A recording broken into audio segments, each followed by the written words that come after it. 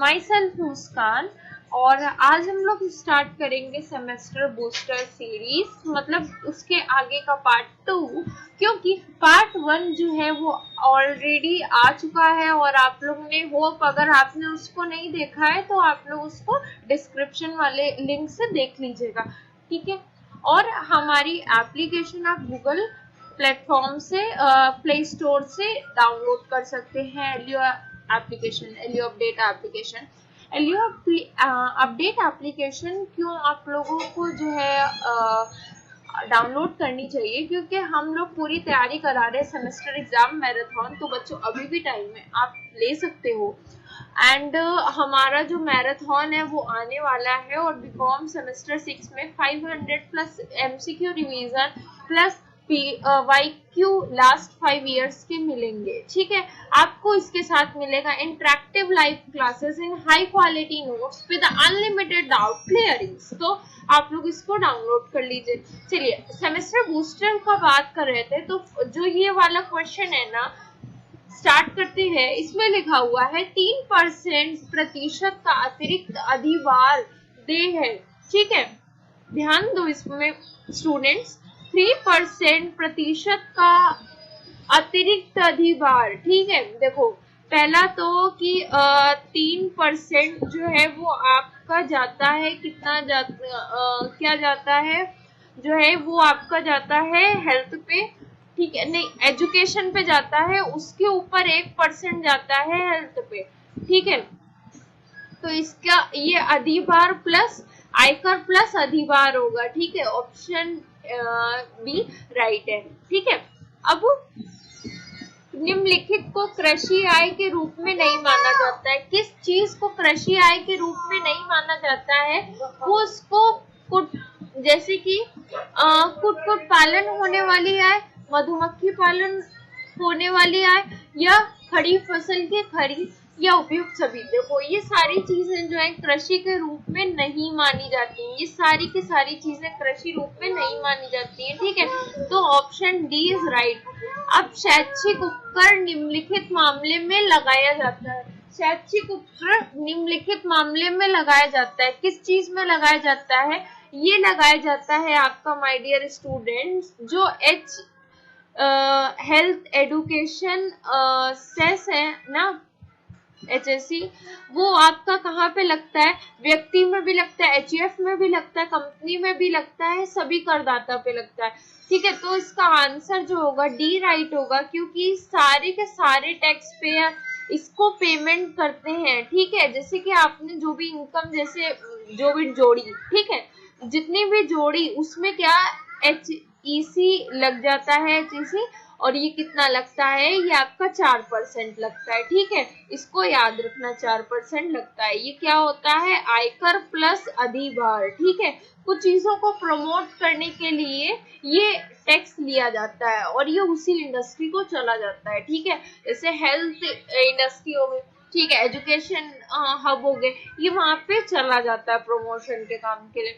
एक भारतीय कंपनी से लाभांश क्या है, ठीक है। तो जो कि एक भारतीय कंपनी से जो भी लाभांश प्राप्त होता है उस पे छूट मिलती है, ठीक है। इतना ध्यान में रखो कि जो भी लाभांश भारतीय कंपनी में, लेकिन अगर आपने विदेशी कंपनी से कमाए तो वो पूरी तरीके से कर होता है, उसमें आपको कर का जमा करना पड़ेगा। तो ये क्या होगा? पूरी तरीके से छूट मिल जाएगी आपको। बेनामी लेन देन क्या होता है? देखो बेनामी प्रॉपर्टी एक्ट होता है। बेनामी का मतलब होता है कि जिसकी की जो भी प्रॉपर्टी का जो है वो आपको उसका नाम नहीं है, ठीक है, उसका ओनरशिप नहीं है, ठीक है। तो बेनामी लेन देन को निम्नलिखित आय में शामिल किया जाता है। वो जो है असली मालिक, ओरिजिनल जो ओनर होता है वो उसके लिए होता है, ठीक है। इतना याद रखोगे आप लोग। किस धारा के तहत अग्रिम कर, अब ध्यान दो, एडवांस कहाँ दिखाते हैं? एडवांस माय डियर स्टूडेंट जो दिखाते हैं वो आपका सेक्शन 2 234 में 234 सी में दिखाते हैं। ठीक है, इतना याद रखना है। कब जब भी एडवांस की बात आएगी तो आप लोग 234 याद रखना। ब्याज के भुगतान की तारीख से पहले प्रतिभूतियों का स्थानांतरण करके फिर से उसी को पुनः प्राप्त करके चोरी करने या किसी व्यक्ति के द्वारा अपनाई गई विधि को क्या कहते हैं? अब ध्यान दो जरा, ब्याज का भुगतान, ठीक है, तारीख से पहले प्रतिभूति को स्थानांतरण कर दिया गया, ठीक है, फिर उसी को पुनः प्राप्त कर लिया गया। चोरी करी ना, देखो पहले क्या करा गया, पहले आपको जो इंटरेस्ट देना था, ठीक है, वो इंटरेस्ट आपने तारीख के पहले ही किसी को ट्रांसफर कर दिया, ठीक है, ट्रांसफर करने के बाद में उसको खुद ही ले लिया, ठीक है, ये चोरी हुई, ठीक है।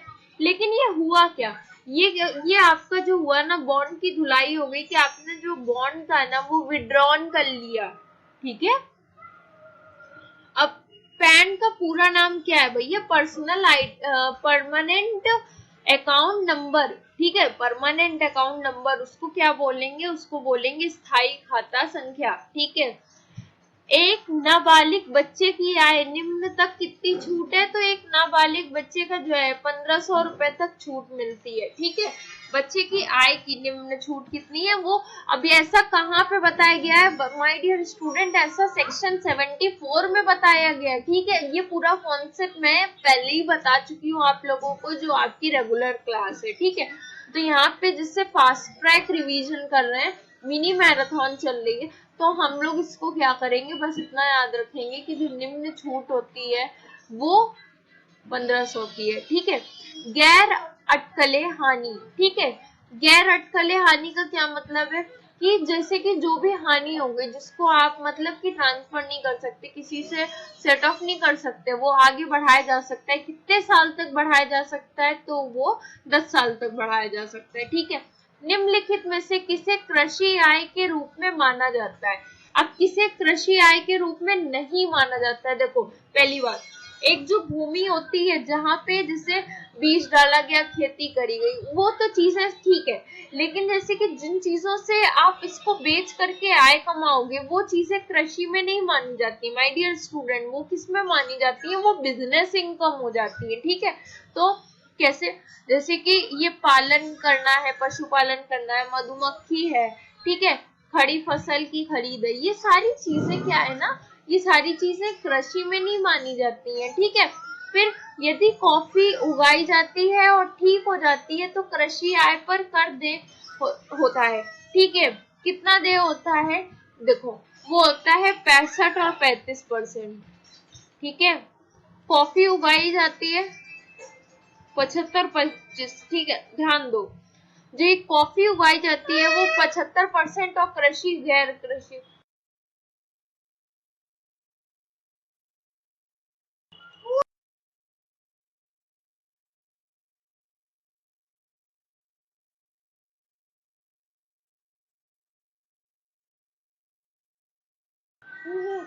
नेक्स्ट क्वेश्चन, यदि कॉफी उगाई जाती है और ठीक की जाती है, आगे संशोधित की जाती है तो कृषि आय की देयता होगी, ठीक है।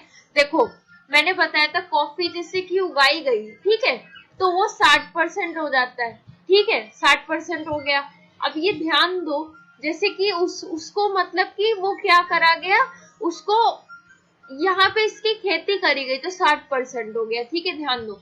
और फिर अगर मतलब इसे उसको वो बनाया गया, इसे कॉफी मतलब पीने लायक बनाई गई, ठीक है, पीने लायक इन द सेंस कि वो जो छोटे छोटे बारीक से होते हैं ना वो बनाया गया, उसको मतलब ठीक से करा गया, ठीक है, तो वो 40% गैर कृषि आय कहलाएगी, ठीक है।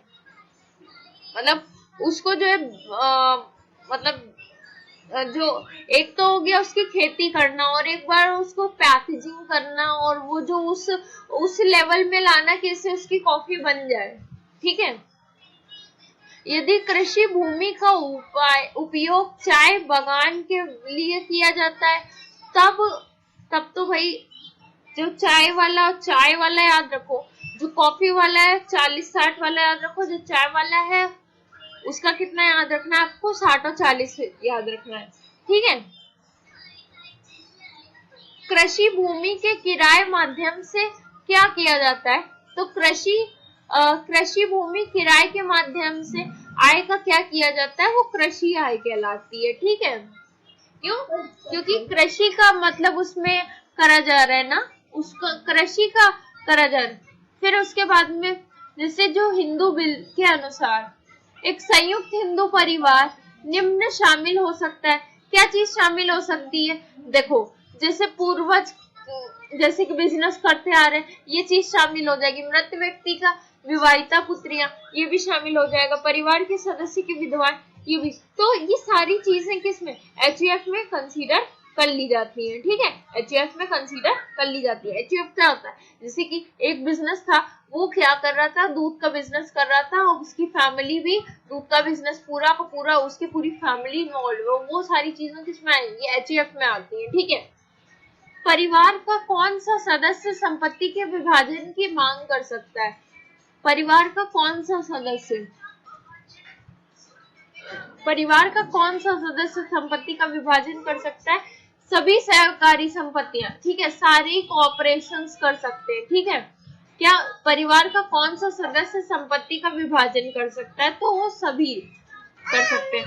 जैसे कि पुत्र भी कर सकता है, माता भी कर, पत्नी भी कर सकती है, कोई भी कर सकता है। ठीक है, CII का पूरा नाम क्या है भैया? CII का पूरा जो नाम है, cost index, cost inflation index. ठीक है, इतना याद रहेगा ना आप लोगों को, कॉस्ट इन्फ्लेशन इंडेक्स, ये याद रखेंगे। देय अग्रिम कर की दूसरी किश्त किस पर देय है? ठीक है, 15 मार्च देय अग्रिम की जो तिथि होती है ना, वो यही होती है। ठीक है, इसको याद रखना। अब जमा राशि को 54, धारा 54, अब ये हमको बताओ धारा 54 कहाँ पे डिफाइन होती है भैया? ये IEF income from other source में होती है। ठीक है, अदर सोर्स में होती है। तो तहत एक नए घर की खरीद के लिए उपयोग किया जाएगा। किसकी खरीद के लिए? पूंजी लाभ खाता योजना। ठीक है, दीर्घकालीन पूंजी खाता लाभ कर की दर क्या है? ठीक है, तो वो दर कितनी है? 20% की होती है। क्यों? क्योंकि जो LTCG पर जो प्रॉफिट होता है ना, वो 20% का ही होता है। ठीक है, LTCG का जो प्रॉफिट होता है वो कितना होता है? 20% का होता है। देन एक भारतीय कंपनी द्वारा भुगतान किया गया लाभांश है। ठीक है, क्या है? कंपनी के हाथों में कर योग्य और प्राप्तकर्ता हाथों की छूट है। ठीक है, ये क्या? कंपनी के हाथों में कर योग्य और प्राप्तकर्ता के हाथों में छूट है। अब इसका मतलब क्या? ध्यान दो, जैसे कंपनी है। ठीक है, कंपनी ने क्या आपको लाभांश दिया? ठीक है, अब वो जो जिसने प्राप्त करा उसको मिल जाएगी छूट, लेकिन जो कंपनी ने दिया उनको देना पड़ेगा इसके ऊपर टैक्स। इसके पीछे रीजन बिहाइंड दिस कि जैसे कि इसके पीछे रीजन ये है कि यहाँ कंपनी पहले से ही शेयर का पैसा ले लेती है। दे एंजॉय ना, जैसे कि जो प्रॉफिट भी एंजॉय करी, सारी चीजें, तो भैया टैक्स कौन देगा? कंपनी देगी। और जो मतलब जो प्राप्त करता है ना, उसको लाभांश मिल रहा है। ठीक है, केवल लाभांश मिल रहा है, वो भी कैसे? एक सफिशिएंट रेट पर मिल रहा है। ठीक है, जब कोई व्यक्ति संपत्ति को स्थानांतरण किए बिना आय हस्तांतरण करता है तो इसके हाथों में कर योग है। क्या चीज? देखो, एक व्यक्ति है, उसने संपत्ति स्थानांतरण किए बिना क्या करा? हस्तांतरण कर दिया, इसके हाथों में कर योग है। देखो मेरी बात सुनो, पर्सन ए है। ठीक है, पर्सन ए के पास में कोई संपत्ति है। ठीक है, उसने क्या करा? उसने हस्तांतरण कर दिया, तो अब बी को हस्तांतरण कर दिया। अब ये टैक्स कौन देगा? ए देगा, बी देगा, तो भैया टैक्स ए ही देगा। ठीक है, व्यक्ति खुद देगा। ठीक है,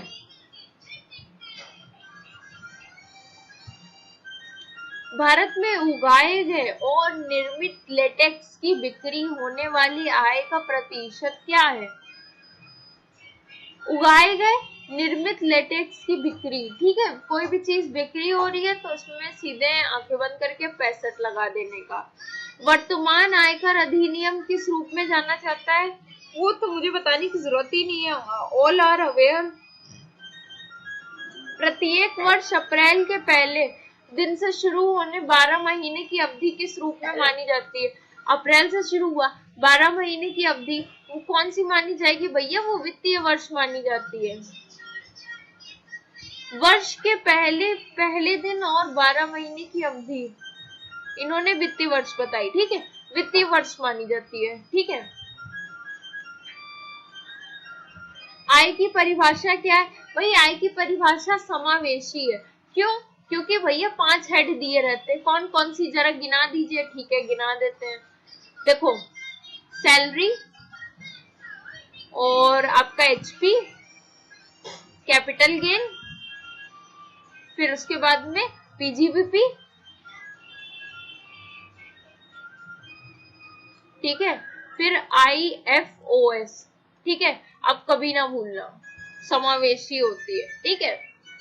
भूमि से आय लेकिन कृषि आय में शामिल नहीं है ये सभी। क्यों? क्योंकि स्विकसित घास से आय और मत्स्य से होने वाली आय और खनन रॉयल्टी से आय, ठीक है। आयकर उन व्यक्तियों पर लगाया जाता है, आयकर उन व्यक्तियों पर लगाया जाता है। भैया किन व्यक्तियों पर लगाया जाता है? सारे ऑप्शन एक साथ पढ़ो। जिनकी आय पिछले किसी भी वर्ष में छूट दी गई थी सीमा से कम, ठीक है, जिनकी आय पिछले वर्ष किसी भी वर्ष सीमा से छूट से अधिक थी, जिनकी आय 32,45,000 रुपए और 2,50,000 तक किसी भी वर्ष में हो, ठीक है। तो ये वाली जो कि जिनकी आय पिछले वर्ष किसी भी वर्ष में छूट दी गई थी सीमा से कम है, ठीक है, और सीमा से अधिक है, तो option B is right.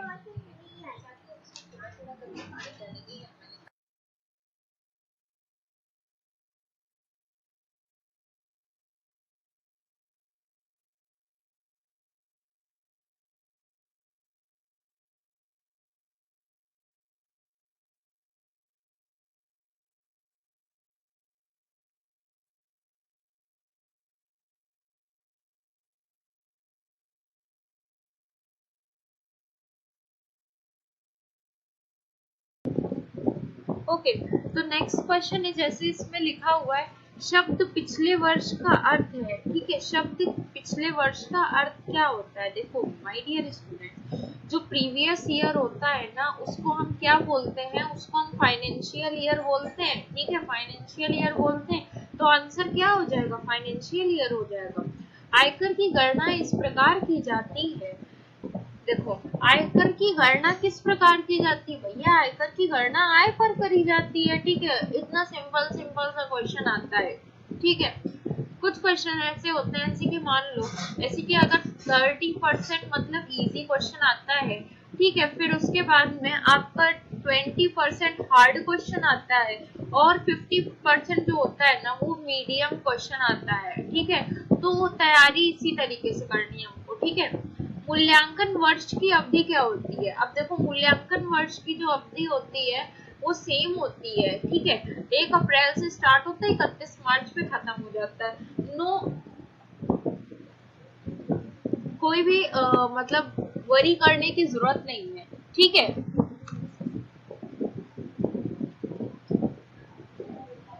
Bharat में आयकर सबसे पहले निम्नलिखित द्वारा बताया गया था। किसने बताया था?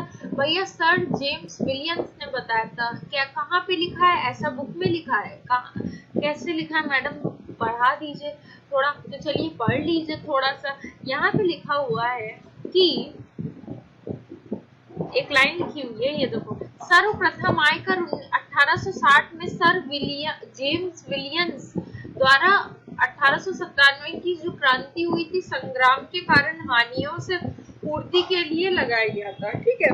तो ये वाला एक आपका एमसीक्यू आ गया, ठीक है। अनिवासी व्यक्ति के द्वारा आकलन वर्ष मतलब असेसमेंट ईयर 2021 में छूट की सीमा क्या है? तो इसमें भी छूट की सीमा 2.5 लाख रुपए से ज्यादा की नहीं है, ठीक है, 2.5 लाख रुपए तक की छूट है। एक महिला करदाता के मामले में उसकी 20,000 रुपए कृषि आय उसकी कुल आय में शामिल किया जाएगा निम्नलिखित सीमा से अधिक हो। ठीक है, ध्यान दो, एक महिला करदाता, ठीक है, महिला करदाता कृषि की आय है, ठीक है, तो वो भी 2,50,000 रुपए। क्यों? क्योंकि चाहे कोई भी आय हो, वो अगर उसकी मतलब 2,50,000 रुपए तक तो उसका कोई भी टैक्स नहीं लगेगा, अगर उससे ज्यादा हो जाएगा तो टैक्स लगेगा। ठीक है, भारत में चाय उगाने और निर्माण से होने वाले आय का प्रतिशत कृषि आय के रूप में माना जाता है। चाय निर्माण 60% आपका जो है ना कृषि माना जाता है और 40% आपका बिजनेस माना जाता है। ठीक है, तो ये वाला ऑप्शन राइट है, कौन सा 60% वाला।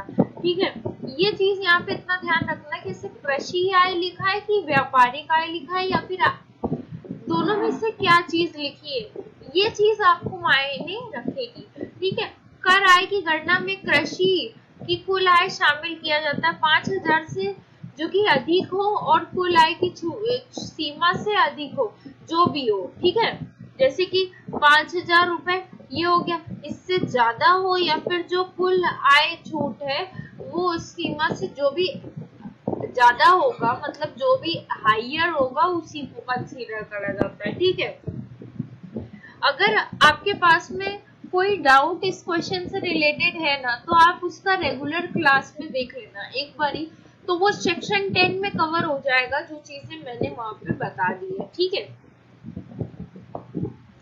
कर की गणना के लिए कृषि आय को कुल आय में शामिल किया जाता है। किस चीज में शामिल करा जाता है भाई? व्यक्ति की आय में शामिल किया जाता है। ठीक है, मूल्यांकन वर्ष की अवधि 1 अप्रैल से 31 मार्च होती है। ठीक है, ये क्वेश्चन रिपीटेटिव मोड में है, इसका मतलब ये मोस्ट इम्पोर्टेंट है, ये तो आपको मिलना ही मिलना है। ठीक है, अगर नोटबुक हो तो थोड़ा सा नोट करते जाना। ठीक है, आयकर उन व्यक्तियों द्वारा लगाया जाता है, उन व्यक्तियों पर लगाया जाता है भाई जिनका पिछले वर्ष 2,50,000 से ज्यादा था। ठीक है, पिछले वर्ष में छूट सीमा से ज्यादा था। ठीक है, ये ऑप्शन राइट हो गया। ठीक है, अनिवासी व्यक्ति के लिए आकलन वर्ष में छूट की सीमा क्या है? 2.5 लाख रुपए, चाहे एनआरआई हो चाहे रेजिडेंट पर्सन हो, सबके लिए 2.5 लाख रुपए का है। ठीक है, एक महिला करदाता के मामले में उसकी 20,000 रुपए की कृषि आय, ये देखो ये रिपीट हो गया क्वेश्चन, इसका आंसर क्या होगा?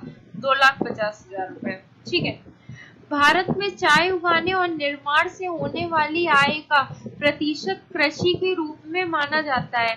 कितने प्रतिशत के रूप में? देखो ध्यान दो, चाय से 60% याद रखो। ठीक है, अब नहीं भूल लोगे आप लोग, 60% याद रखो। ठीक है, उगाई गई और भुनी हुई ग्राउंडेड कॉफी। ठीक है, कॉफी से आप लोग कितना याद रखोगे? कॉफी से आप लोग 60% जो है वो आप लोगों का क्या हो जाता है? कॉफी में क्या होता है? जैसे 60% पहली बात तो जो उगाई गई है, ठीक है, उगाई गई है तो उसमें तो आप लोगों का 75-25 का है एवरेज। ठीक है, लेकिन जैसे उसको भूना भी गया है, ग्राउंडेड करी गई है, तो वो उसमें 60% आपकी जो होती है वो व्यवसायिक आय मानी जाती है और कृषि आय कितनी होती है? 40%। दोनों ही ऑप्शन में है, क्या करें? तो जैसे कि 60% इसका, जैसे व्यवसायिक आय कितनी मानी जाएगी? वो 40% मानी जाएगी। क्यों? क्योंकि ज्यादा जो कम वाला होगा वो व्यवसायिक आय है और जो ज्यादा वाला है वो कृषि आय है। ठीक है, भारत में होने वाली आय का आकलन किसके लिए किया जाता है?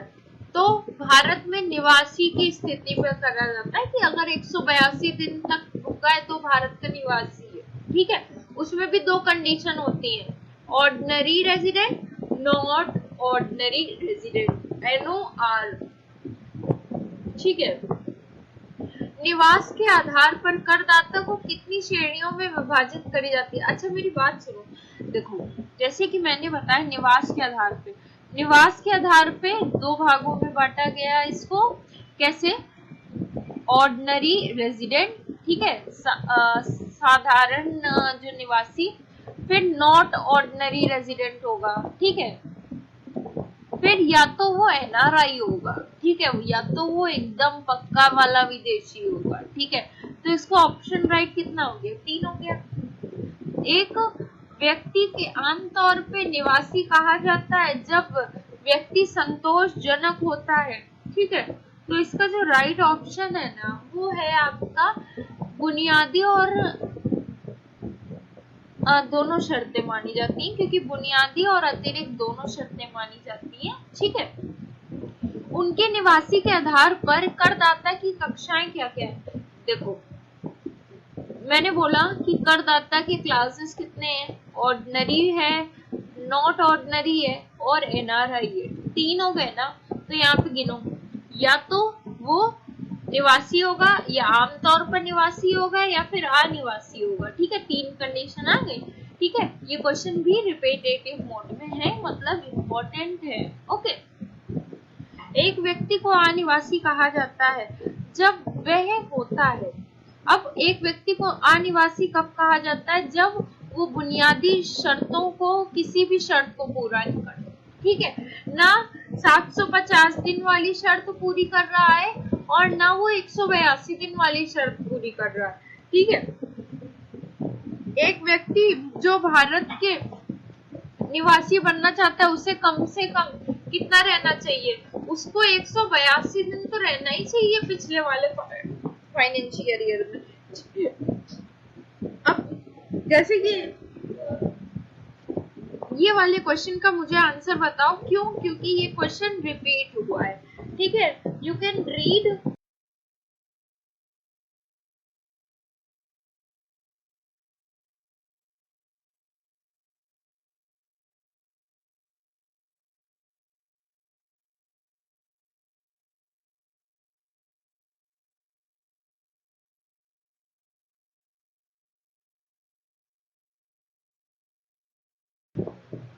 देखो अनिवासी स्थिति किसके द्वारा निर्धारित की जाती है, ठीक है। आवासीय स्थिति किसके द्वारा निर्धारित करी जाती है, भाई पिछले वर्ष के अकॉर्डिंग करी जाती है। क्यों, क्योंकि जैसे कि अगर हमने अभी टैक्स देना है, अभी कितना चल रहा है, 2023 चल रहा है, ठीक है। तो हमें टैक्स कब देना है, जून में देना है, ठीक है, जून में देना है। अब मेरी बात ध्यान से सुनो, हमें 30 जून के पहले टैक्स जमा करना है। तो अभी हम लोग कौन सा वाला ईयर देखेंगे, 2023 देखेंगे, 2022 देखेंगे। तो आप कहेंगे मैडम 2022 देखेंगे, क्या बात कर रही है, अभी तो साल खत्म भी नहीं हुआ, ठीक है। तो 2022 देखेंगे तो इसका मतलब कि पिछले साल वाला ही तो देखेंगे, ठीक है। भारत का नागरिक जो रोजगार के उद्देश्य से विदेश जाता है उसे निवासी बनने के लिए कम से कम कितने दिन भारत में रहना चाहिए, वो 182 दिन रहना चाहिए, ठीक है। ये तो कुछ सोचने समझने वाली बात ही नहीं है। अगर वो एम्प्लॉयमेंट के लिए जा रहा है तो उसको कितना 182 दिन वाली कंडीशन पूरी करनी पड़ेगी, ठीक है। अब निम्नलिखित में से कौन सा सामान्य रूप से निवासी नहीं है, भाई जो सामान्य रूप से निवासी नहीं है वो कौन है, हिंदू अविभाजित परिवार। क्यों, क्योंकि वो ऑलरेडी यहाँ पे ऐसे कि कंसीडर करे जाते हैं निवासी, ठीक है। फिर एक निर्धारित का आवासीय स्थिति पता निम्नलिखित प्रावधानों के द्वारा लगाया जाता है। किन प्रावधानों के द्वारा, ये ऐसा कहाँ कहा गया है, सेक्शन 6 में कहा गया है, ठीक है। कर योग्य संस्थाओं की आवासीय स्थिति। अब कर योग्य संस्थाएं, ये जो संस्थाएं लिखे हुए ना, ये इसका मतलब ये जो एनजीओ वाला टाइप, ठीक है। तो इसका जो राइट ऑप्शन है ना वो 5 वर्ष में एक बार तय किया गया हो, ठीक है। आवासीय स्थिति 5 साल में एक बार तो तय करी गई हो, ठीक है। आवासीय स्थिति का निर्धारित करने के लिए पहली बुनियादी शर्त के अनुसार एक व्यक्ति को संबंधित पिछले वर्ष के दौरान भारत में होना चाहिए। पिछले वर्ष में उसको 182 उससे ज्यादा रहना चाहिए, ठीक है। ये क्वेश्चन रिपीटेटिव मोड में है, मैं इसको इम्पोर्टेंट बोलूंगी, ठीक है। आप इसको एक बार ध्यान से पढ़ना, ठीक है, तब समझ में आएगा आपको। इसका पीडीएफ जो है वो अपलोड हो जाएगा आप लोगों का हमारे एप्लीकेशन पे, ठीक है। एक व्यक्ति जो भारत में निवासी बनना चाहता है उससे कम से कम संतुष्ट होना चाहिए। क्या संतुष्ट होना चाहिए? वो निवासी बनना चाहता है तो उसको दोनों बुनियादी शर्तें और एक एडिशनल शर्त। एडिशनल शर्त क्या है कि पिछले 10 साल में वो 729 दिन तो रहा ही हो। ठीक है, वो एडिशनल शर्त हो गई। एक व्यक्ति जो भारतीय मूल का है और निवासी कहलाना चाहता है उसे कम से कम भारत में रहना चाहिए। कितने दिन रहना चाहिए भाई? प्रीवियस ईयर के 7 वर्षों के दौरान कितना? 730 दिन। ठीक है, ये भी रिपीटेटिव मोड में है, इसको याद रखना आप लोग। ठीक है, 7 साल में कितना? 730 दिन तो रहना चाहिए। 730 का मतलब क्या है? 730 से कम मतलब 729 दिन रहना चाहिए। ठीक है, दूसरी अतिरिक्त शर्त के अनुसार एक निवासी सामान्य रूप से निवासी होगा यदि संबंधित वर्ष से 2 वर्ष के दौरान कम से कम कितने दिनों के लिए भारत में रहते हैं। ठीक है, तो कितने दिनों के लिए? 365 दिनों के लिए भारत में रहते हैं। एक व्यक्ति अनिवासी है यदि वो पूरा करने में विफल हो रहा है। कौन सा? बुनियादी शर्त भी पूरा करने में विफल हो रहा है और क्या? वो एडिशनल शर्त भी। ठीक है, तो दोनों ए और बी राइट है, तो इसीलिए ऑप्शन सी राइट है। ठीक है, ऑप्शन सी राइट है। HUF form AOP। ठीक है, ये आवासीय स्थिति। ठीक है, मामले में यदि नियंत्रण और प्रबंध पूरी तरह से भारत के बाहर हो तो वो क्या कहलाएंगे? भाई सिंपल सी चीज है ना कि अगर ये सारी चीजों का जो है पूरा का पूरा आपका जो है कंट्रोल ओनरशिप आपका विदेश में हो तो आप भी तो विदेशी कहलाओगे ना। ठीक है, एक भारतीय कंपनी की आवासीय स्थिति, ये हमेशा भारतीय कंपनी की आवासीय स्थिति के बारे में कुछ सोचने नहीं, वो निवासी होती है। ठीक है, भारत में प्राप्त आय किसके द्वारा कर योग्य है? वो सभी करदाता के लिए है, मतलब न केवल निवासी, सामान्य रूप से अनिवासी भी सबके लिए। ठीक है, सारे करदाता सबके लिए। ठीक है, नेक्स्ट क्या है? भारत में अर्जित आय। ठीक है, भारत में अर्जित आय किसके हाथों में कर योग्य है? सभी करदाताओं के कर योग्य है। क्यों? क्योंकि आवासीय भी स्थिति में भी है और इस वाले में भी है, तो ये ऑप्शन तीनों राइट है। इसका मतलब ऑप्शन सी इज राइट। ठीक है,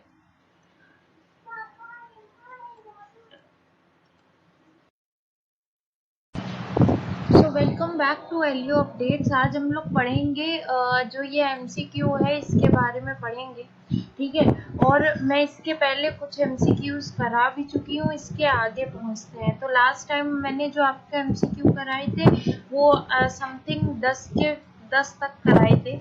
इसके बाद में अब आज शुरू करेंगे, 11वें से स्टार्ट करेंगे। यदि कर की गणना के लिए कृषि आय डैश मानी जाती है तो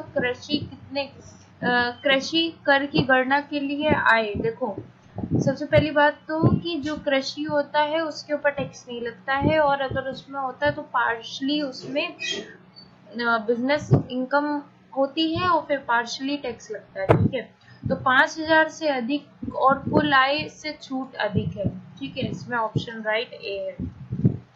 आयकर अधिनियम किस धारा में छूट प्राप्त आय का उल्लेख किया गया है? तो आयकर में किस धारा में छूट? तो धारा 10 में बताया गया वो चीज। ठीक है, क्यों? क्योंकि वो किस लिए बताया गया? रिबेट का है। ठीक है,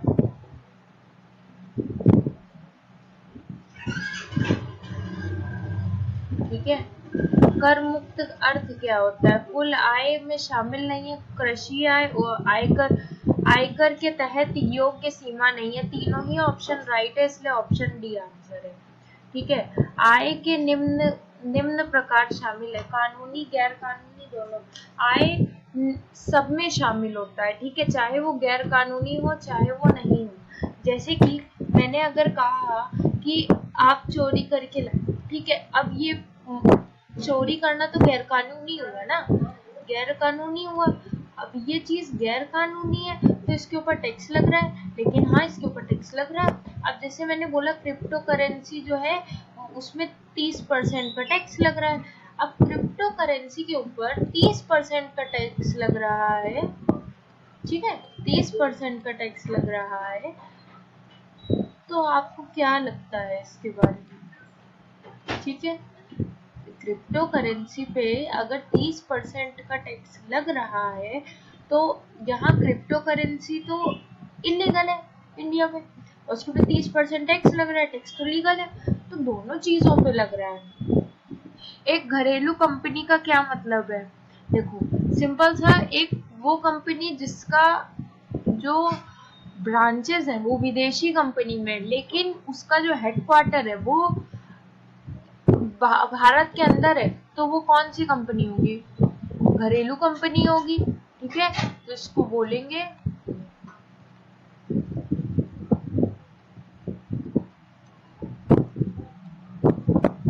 आकस्मिक आय। का क्या मतलब होता है? ब्याज से प्राप्त आय। तो देखो ब्याज से प्राप्त आय होगी तो वो इनकम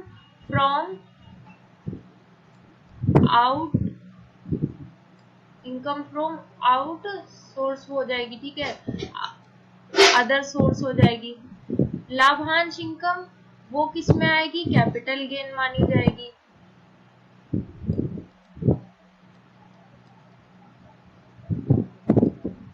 प्राप्त पेंशन वो किस में मानी जाएगी? वो दरअसल प्राप्त पेंशन है वो सैलरी हेड में तो आती है, लेकिन कभी कभी वो जो है कंसीडर करी जाती है किसमें? IFOS में, मतलब इनकम फ्रॉम अदर सोर्स में, ठीक है। अब लॉटरी से जीतना आकस्मिक आय है, वो कभी कभी ऐसा होता है, ठीक है। अधिनियम द्वारा प्रदत्त पूर्ण लाभ देकर कर दायित्व तरीका है कर प्रबंध, कर परिहार, कर योजना, ठीक है। प्रदत्त पूर्ण लाभ लेकर कर दायित्व का तरीका एक कर योजना कहलाता है, ठीक है। व्यक्ति की कुल आय उसके आधार पर निर्धारित करती है, किसमें? आवासीय स्थिति पर निर्धारित करती है। कैसे? कि कुल आय किसके आधार पे? कि वो भारत का नागरिक है या नहीं है, ठीक है। रेजिडेंशियल एरिया, ये चीजें कहाँ बताई गई हैं? ये चीजें सेक्शन 6 में बताया गया है। कंपनी का आवासीय स्थिति की निर्धारित की जाती है धारा 6(4) में। आवासीय स्थिति कहाँ बताई जाती है? धारा 6 उपधारा 6 में, ठीक है।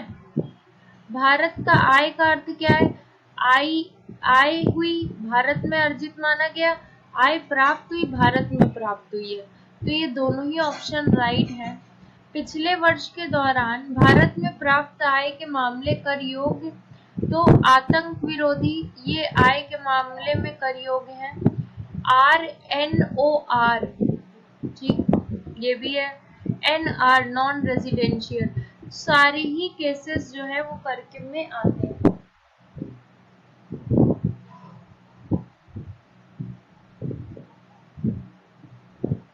अब टैक्स प्लानिंग कानूनी है या अवैध कानूनी? देखो पहली बात तो टैक्स प्लानिंग जो होती है वो कानूनी है, एथिकल भी है, ठीक है, तो ऑप्शन ए इज राइट।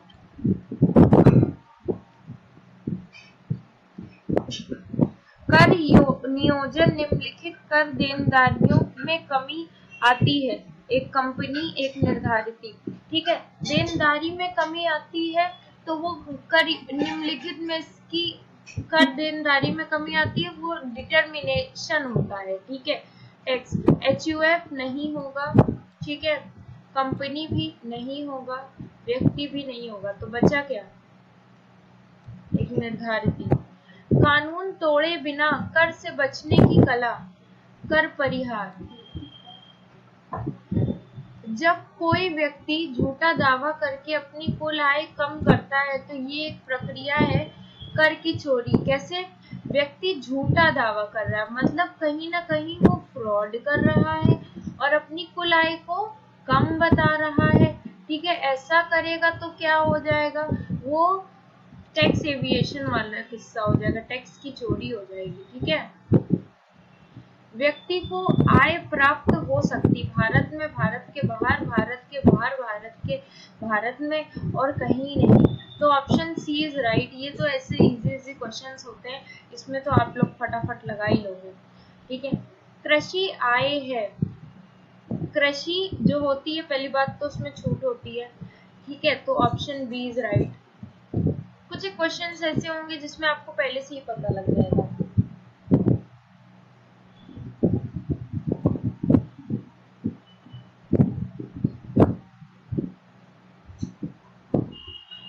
भारतीय कंपनी के लाभांश।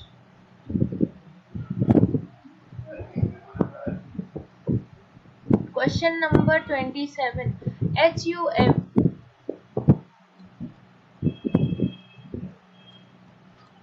HUF की आय HUF के सदस्य के रूप में किसी व्यक्ति द्वारा प्राप्त की गई कोई राशि निम्नलिखित होगी। पूर्ण तरह से कर योग, धारा 10 धारा 2 में छूट मिलेगी, या वेतन के तहत कर योग या कर योग। तो ऑप्शन बी इज राइट, धारा 2। क्यों? क्योंकि छूट की बातें कहाँ बताई गई हैं? सेक्शन 10 में बताई गई है।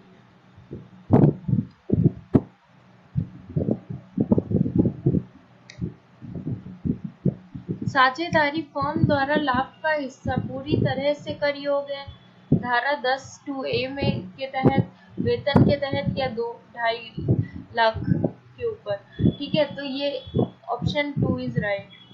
कर्मचारी को प्रदान की गई गैर मौद्रिक मतलब नॉन मॉनेटरी अनुलाभ नियोक्ता द्वारा भुगतान किया गया, धारा तहत में बताया गया 10(c) में बताया गया है। ठीक है, संसद सदस्य और विधायक द्वारा प्राप्त दैनिक और निर्वाचन क्षेत्र में भत्ता, उद्देश्य क्या है? छूट देने का। ठीक है, और कोई तो नहीं है, जैसे कि कर योग्य ऐसा नहीं है, दर के लिए कुल आय शामिल ऐसा भी नहीं है, खर्चा की गई राशि छूट है नहीं।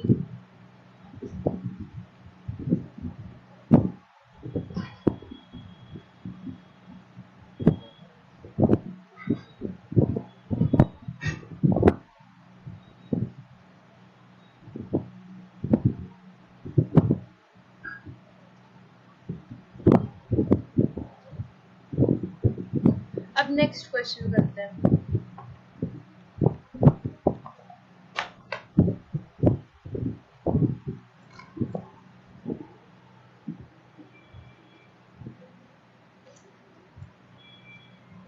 नेक्स्ट क्वेश्चन करते हैं, जैसे कि इसमें लिखा हुआ है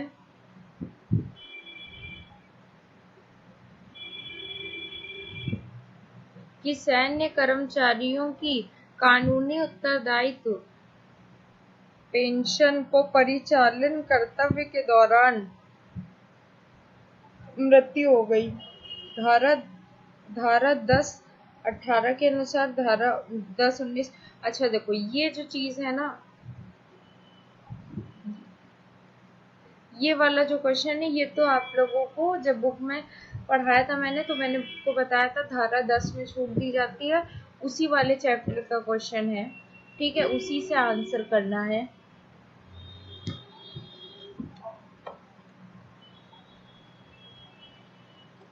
निम्नलिखित में से कौन सी आय कृषि आय है?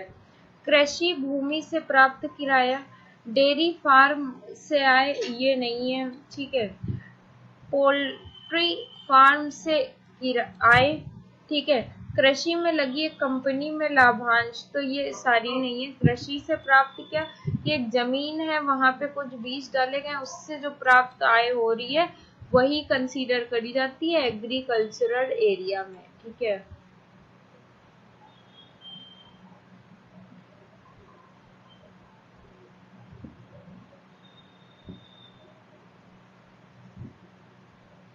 असेसमेंट ईयर 12 महीने की अवधि का होता है कि पहले दिन से शुरू होता है। कब से शुरू होता है? मैंने बताया था 1 अप्रैल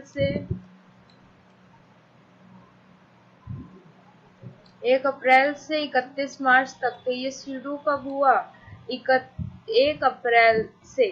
ठीक है, पिछला वर्ष अवधि का हो सकता है, तो ये पूरे 12 महीने का भी हो सकता है, और 12 महीने से ज़्यादा का भी हो सकता है। जैसे कोविड में अभी डेट एक्सटेंड कर गई थी, तो ये 12 महीने के ज़्यादा भी हो गया था। ठीक है।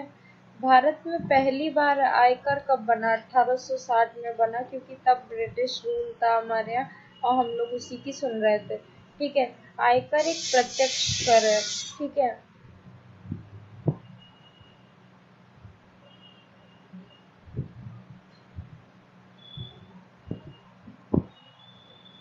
आयकर दर किसके अंतर्गत निर्धारित की जाती है? तो ये मैंने बताया था फाइनेंशियल एक्ट के अंतर्गत। ठीक है, फाइनेंशियल एक्ट के अंतर्गत। तो इसका ऑप्शन बी राइट है। ठीक है। कुछ क्वेश्चन ऐसे होंगे कि आपको क्वेश्चन पढ़े ही नहीं, आपको आंसर मिल जाएंगे। ठीक है, बस आपको अच्छे से पढ़ के जाना है। ठीक है। एक निर्धारित की सकल कुल आय की गणना करने के लिए आयकर कितने शीर्ष होते हैं? उसके 5 शीर्ष होते हैं। कैसे, क्यों? देखो भाई, सैलरी होता है, एचपी होता है, कैपिटल गेन होता है, प्रॉफिट एंड लॉस बिजनेस और प्रोफेशन होता है, फिर उसके बाद में अदर सोर्स होता है। 3 + 2 = 5। ठीक है। वर्तमान आयकर अधिनियम के रूप में कौन सा है? आयकर अधिनियम 1961।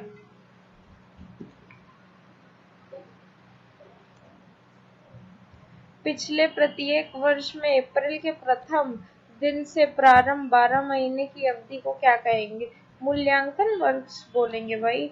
ये क्या हो सकता है? Assessment year. ठीक है। आय की परिभाषा, आय की परिभाषा कैसी है? समावेशी है। क्यों? क्योंकि इसमें बहुत सारे एलिमेंट्स को जोड़ लिया गया। आयकर अधिनियम पारित किया। अरे क्या हुआ?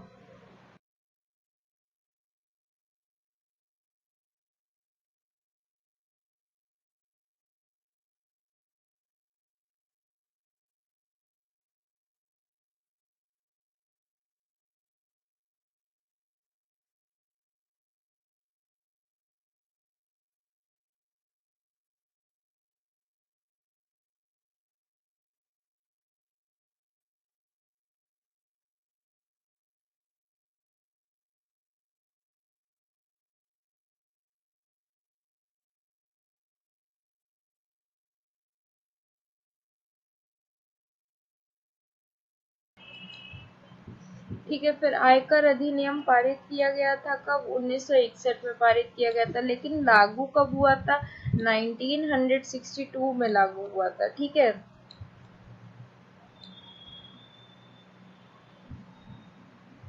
पिछले वर्ष की अवधि का अर्थ क्या है?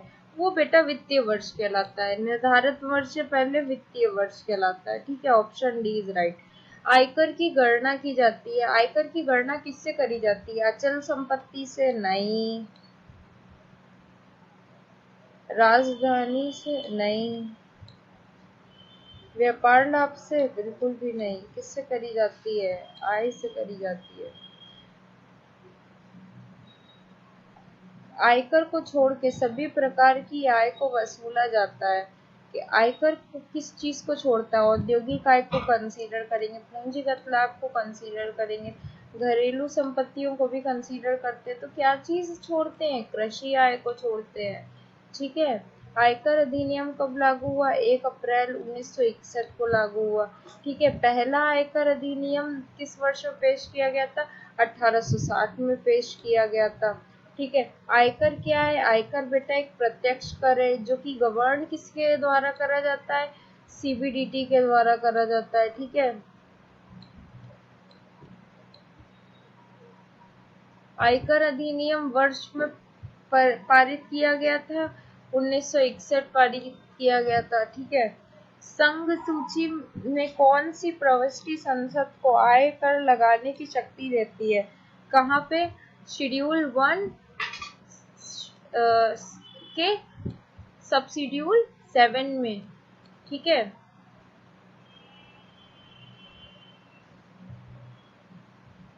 आयकर की परिभाषा के अनुसार आय निम्नलिखित में सम्मिलित है। लाभ और लाभांश घोषित बनाए गए ट्रस्ट तो उपरोक्त सभी। ठीक है। प्रत्येक वर्ष अप्रैल के पहले दिन शुरू किया गया, होकर 31 मार्च को समाप्त होने वाले और 12 महीने की अवधि कहलाती है। ठीक है, तो निर्धारण वर्ष। ठीक है, पिछले वर्ष का अर्थ वित्तीय वर्ष से ठीक पहले का है। मूल्यांकन वर्ष, मूल्यांकन वर्ष कैसे? क्योंकि वित्तीय वर्ष आएगा, उसके बाद में क्या आएगा? उसके बाद में असेसमेंट ईयर आएगा ना, तो यहाँ पे आंसर क्या हो जाएगा? Assessment year.